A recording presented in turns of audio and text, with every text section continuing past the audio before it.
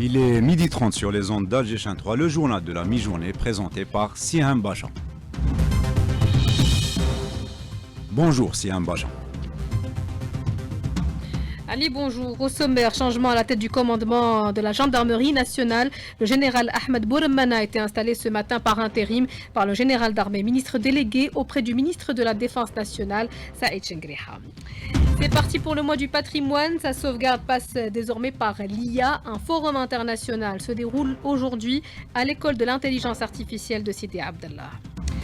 Au volet économie, dans un rapport paru hier, la Banque mondiale salue la politique économique de l'Algérie qui a triplé ses exportations hors hydrocarbures.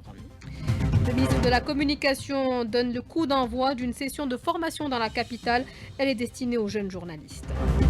La famine s'installe à Raza. La communauté internationale se mobilise et dénonce l'utilisation de la faim comme arme de guerre.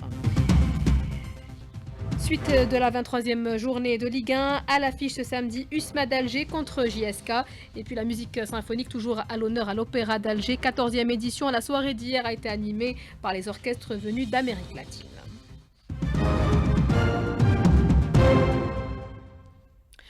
Madame, Monsieur, bonjour et bienvenue. Au nom du président de la République, chef suprême des forces armées, ministre de la Défense nationale, le général d'armée Saïd Chengriha, ministre délégué auprès du ministre de la Défense nationale, chef d'état-major de l'ANP, a procédé ce matin à l'installation du général Sid Ahmed Bouremmana à la tête du commandement de la gendarmerie nationale par intérim.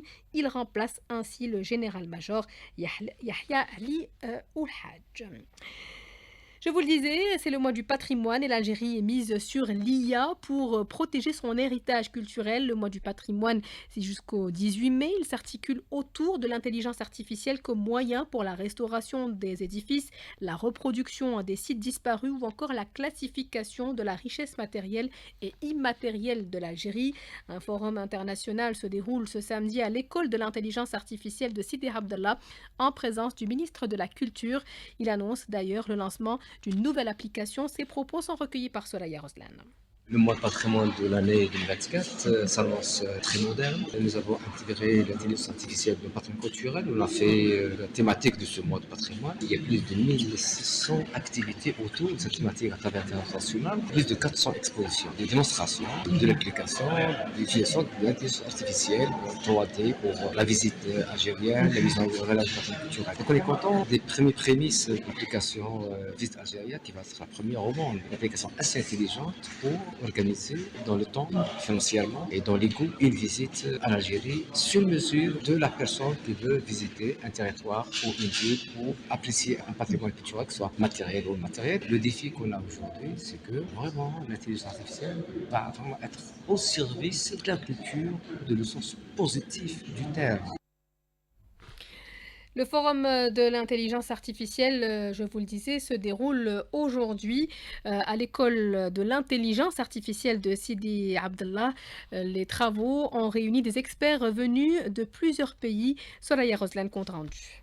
Le programme de cette journée prévoit plusieurs rencontres et tables rondes sur l'utilisation de l'intelligence artificielle dans l'architecture et la restauration du patrimoine, ainsi que les résultats des recherches scientifiques et les récentes découvertes dans le domaine du patrimoine culturel. Exerçant à l'université de Nottingham à Londres, professeur Mishdo Ben Achir, architecte, revient sur l'importance de cet événement. Aujourd'hui, il est possible d'utiliser des techniques, réseaux de neurones, etc., pour pouvoir prédire et prendre les décisions pour pouvoir préserver notre patrimoine. Donc on peut amont déjà prendre des décisions qu'il faut. Il faut dire qu'aujourd'hui, ce domaine est devenu un domaine multidisciplinaire. C'est vraiment des équipes multidisciplinaires qui incluent des archéologistes, des architectes, des informaticiens, etc.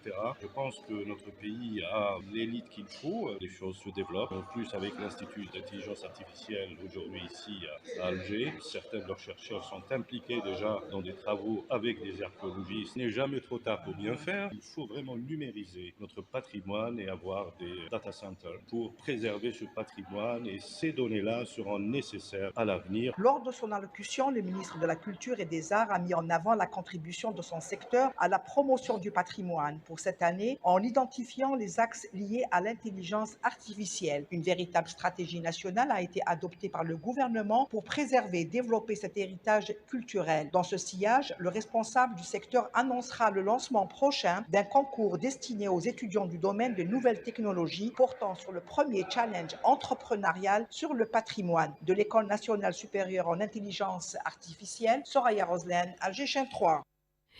La région de Tabelbala dans la Saoura a vu passer plusieurs civilisations. Elle referme encore une centaine de sites qui n'ont pas révélé tous leurs secrets.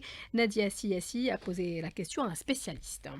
Des équipes de spécialistes d'anthropologie et de la préhistoire se déplacent à travers le territoire national à la découverte et à la restitution de l'activité humaine avant l'histoire. Prenons l'exemple de Reda Benchernin, préhistorien, anthropologue, qui nous présente les richesses archéologiques de la région de la Saoura. Le fleuve de la Saoura, constitué depuis la préhistoire comme une artère très importante pour toute la vie biologique et humaine. Les hommes se sont installés le long de toute cette rivière. Elle a abrité plusieurs civilisations. Il y a plusieurs sites connus dans cette région, surtout la région de Tabelbala, qui a abrité une civilisation très spécifique de cette région, qui est le Tabelbala Tashenrit. Après aussi, il y a les témoins de monuments funéraires qui sont éparpillés un peu partout, qui sont spécifiques à la région de la Saoura. Ils sont visibles même avec des photos satellites. Monsieur Benchernin, vous avez énormément de projets concernant la délimitation du territoire du sud algérien et d'autres régions. Le projet s'intitule L'homme et milieu au Pléistocène dans la région de la Saoura. Dans ce territoire, il y a des centaines de sites connus, surtout concernant la technique Tabelbala Tashenrit. Donc c'est une technique spécifique de fabriquer des outils préhistoriques. On veut bien comprendre ce phénomène, voir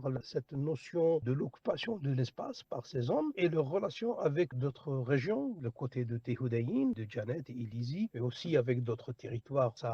Le mois du patrimoine est une belle opportunité pour tous les chercheurs de se retrouver, d'échanger et d'apporter leur pierre à l'édifice. Le mois du patrimoine, c'est à travers tout le pays. Chaque wilaya a d'ailleurs arrêté son programme. Voici celui de Ghardaya avec notre correspondant Mahfoud Karkar.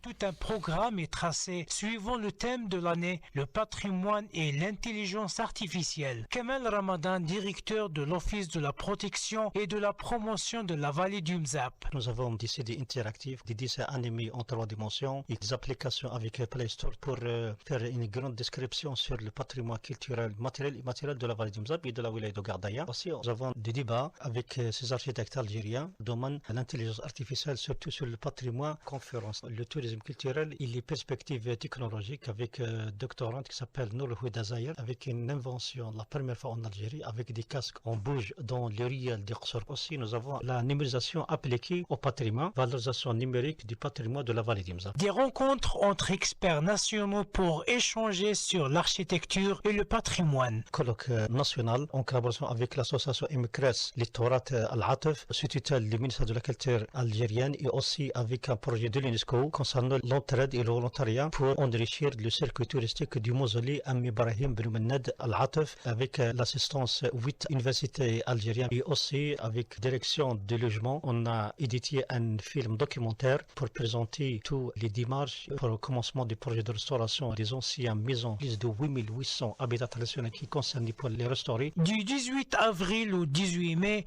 un espace culturel consacré pour le patrimoine matériel et immatériel. De Ghardaya, Mahfoud Karkar pour Alger 3. 12h39 au volet économie à présent. Dans un rapport paru hier, la Banque mondiale salue la politique économique de l'Algérie qui a triplé ses exportations hors hydrocarbures. Emel Lazib. Oui, tout à fait. Dans son rapport publié hier, vous l'avez dit, la Banque mondiale a relevé les efforts de l'Algérie pour réduire sa dépendance au pétrole et au gaz, des réformes qualifiées de stratégiques, la mise en place du système communautaire portuaire algérien et la nouvelle loi sur l'investissement en occurrence. La Banque mondiale qui relève par ailleurs la nécessité de poursuivre les efforts pour garantir la résilience. Un rapport qui met en exergue en fait la collaboration de l'Algérie avec la Banque mondiale pour informer et orienter la transformation économique, notamment en numérisant les processus commerciaux et diversifiant les portefeuilles d'exportation. Longtemps dépendante des hydrocarbures, l'Algérie trace désormais une voie audacieuse vers la diversification économique, soulève la Banque mondiale, alors que plus de 90% des recettes d'exportation étaient issues historiquement liées à l'industrie pétrolière, le pays opère une transformation profonde pour réduire cette dépendance et attirer les investissements étrangers. Les mesures récentes soutenues par la Banque mondiale commencent à porter leurs fruits, comme le souligne la mise à jour économique de l'Algérie pour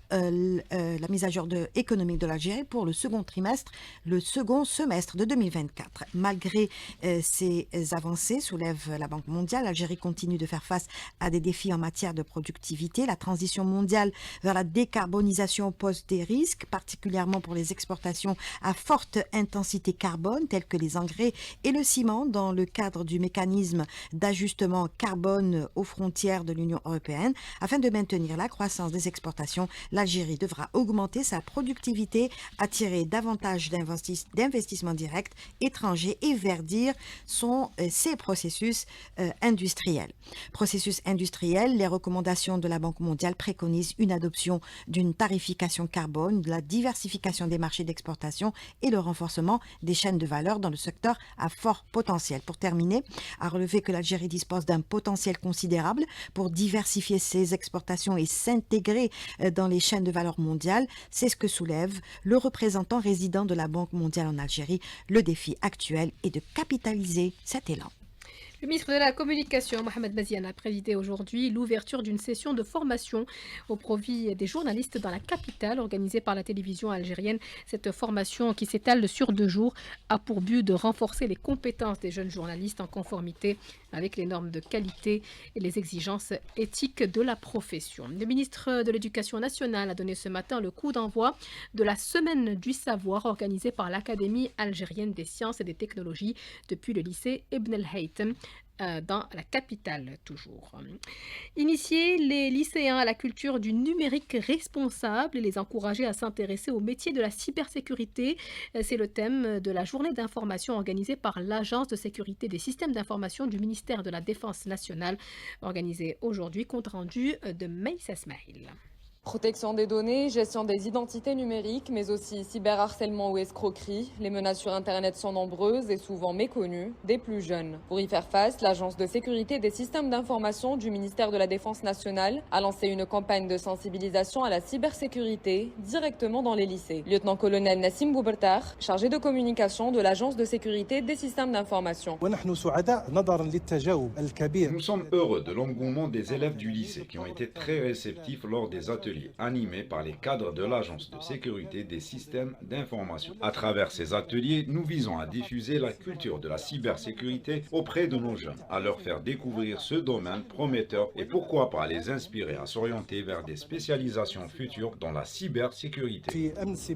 L'objectif de cette campagne, prévenir les comportements à risque et inculquer les bons réflexes, un discours qui semble avoir marqué les esprits. Ils nous ont expliqué le concept de la cybersécurité, comment on peut protéger nos données, nos appareils. Par exemple, on peut vous envoyer des liens ou bien des emails qui peuvent vous attirer et ainsi pour accéder à vos comptes. Ils nous ont aussi donné un petit aperçu sur le métier qu'il peut y avoir dans ce domaine. Très intéressant, surtout je pense pour les jeunes comme nous, histoire de voir si on veut travailler dans ce domaine plus tard ou pas. Cette campagne se poursuivra dans d'autres établissements avec le même objectif, mieux informer pour mieux se protéger.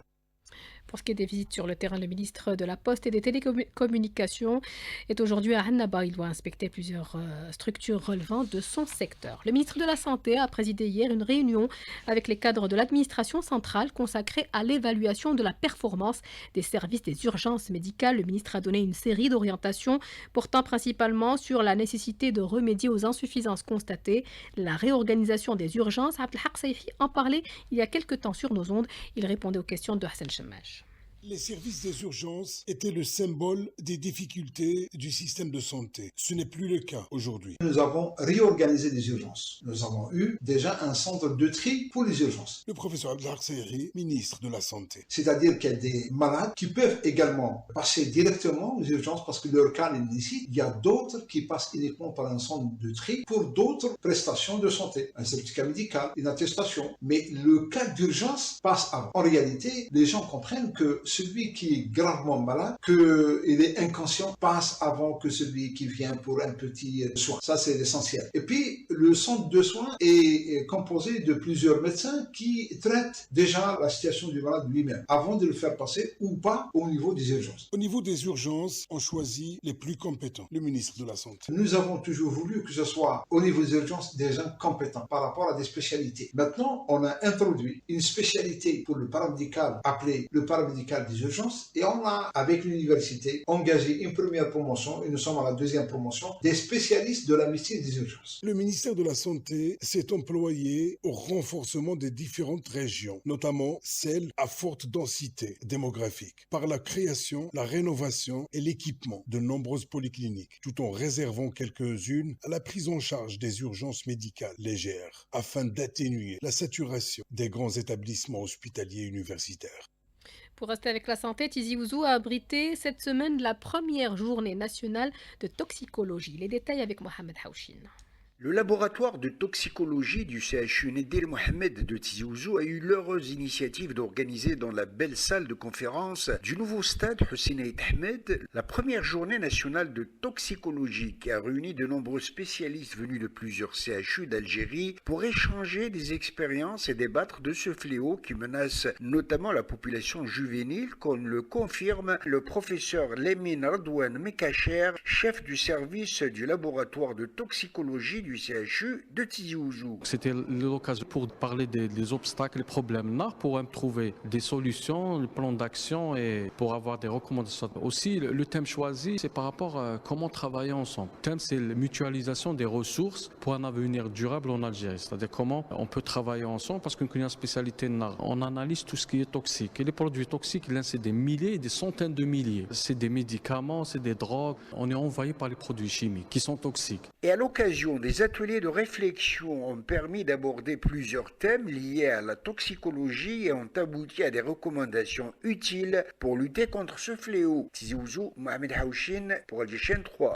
La suite du journal sur Alger, chaîne 3. D'abord au volet météo, plusieurs wilayas du centre et de l'ouest du pays seront placés dès ce soir 18h sous vigilance pluie. BMS valide jusqu'à demain à midi. Les détails tout de suite après ce journal. À Raza, les bombardements ont encore fait une quarantaine de morts ce matin dans le nord et dans le sud de la bande. Le bilan global des victimes avoisine désormais les 52 000 morts. Celui-ci ne prend pas en compte les Razaouis morts de faim, Karima Hasnaoui. L'entité sioniste affame intentionnellement plus de 2 millions de Palestiniens dans la bande de Gaza, dans un prolongement de sa politique d'épuration ethnique. Le gouvernement d'occupation sioniste de Netanyahou a fait de la famine une arme de guerre pour exterminer les Palestiniens. Sa feuille de route, la banalisation du processus d'affamer toute une population. Ce crime humanitaire en cours passe notamment par l'entrave, voire même le blocage de la distribution de l'aide humanitaire aux familles palestiniennes, notamment la nourriture, le carburant, les médicaments et les vaccins pour nourrissons. Résultat de ce blocus étouffant est catastrophique. Le nombre d'enfants recevant un traitement contre la malnutrition est passé de 3600 contre seulement 2000 enfants le mois dernier, selon l'Office des Nations Unies contre la drogue et le crime. Les mamans de Gaza sont confrontées à des difficultés quotidiennes en raison d'une grave pénurie de produits de première nécessité. L'agence de l'UNRWA a précisé que 4220 000 personnes ont été nouvellement déplacés dans la bande de Gaza depuis le 18 mars dernier en raison de la violation du cessez-le-feu par l'entité israélienne. Les réfugiés se trouvant dans les camps de déplacés temporaires de Khan Younis souffrent de la propagation de maladies parmi les enfants en raison de la grave pénurie en nourriture et de l'eau potable. Les appels se multiplient à travers le monde pour pousser l'occupant israélien à arrêter ces crimes de guerre, des appels qui ne trouvent pas d'écho positif. Les travaux du 10e congrès de l'Union générale des travailleurs sahraouis de Saqi el-Hamra et de Oued el-Dhab se poursuivent aujourd'hui dans le camp de Dakhla des réfugiés sahraouis.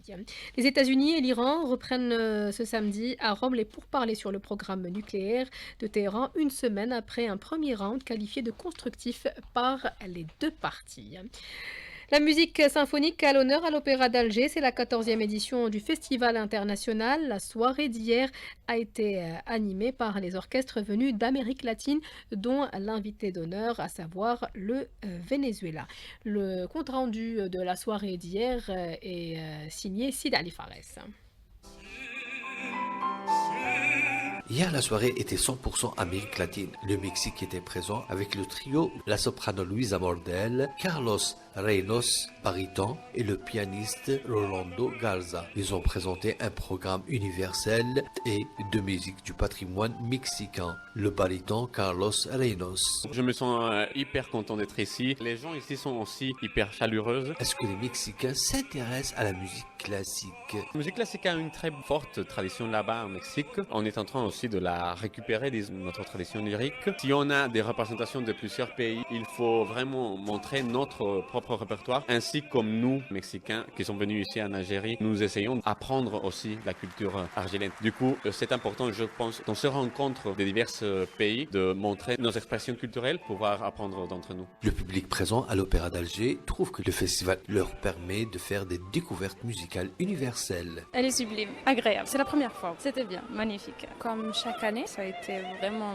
magnifique. Ils étaient tous bien et tout. Et on apprend toujours avec eux, voilà. On découvre. Le Festival international de la musique symphonique d'Alger vous donne rendez-vous aujourd'hui avec deux formations. La première du Danemark et la deuxième, le Quatuor à cordes Odéon de l'Afrique du Sud. À 19h à l'Opéra d'Alger, Boualem Ben Sayah.